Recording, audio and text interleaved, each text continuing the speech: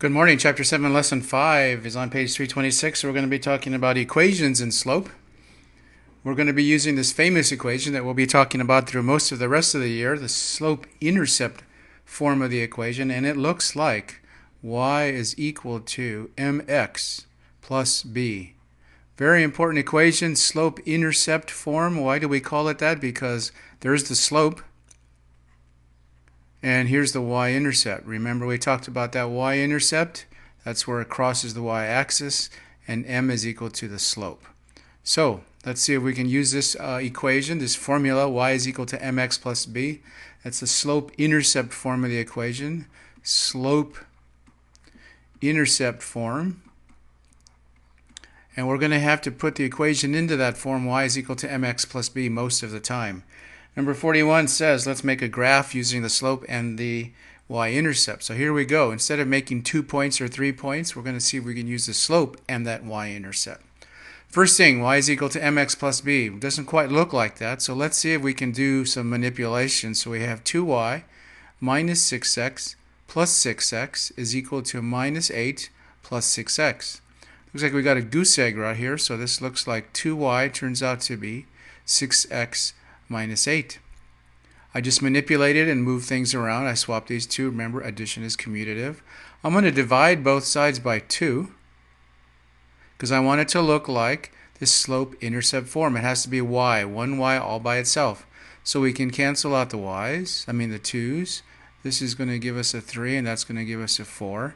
So I think our new equation, just manipulating, it looks like y is equal to 3x minus 4. Again, added 6x to both sides. 2y is equal to 6x minus 8. 6x minus 8. I divided both sides by 2. Y is equal to 3x minus 4. Sure looks like that kind of form. From that I can figure out that m is equal to 3 and b is equal to minus 4. Let's go over to our graph then and see if we can figure this out. Well, this point right here is 0, negative 4, which turns out to be on our graph right there. So let's make a dot. The slope turns out to be 3.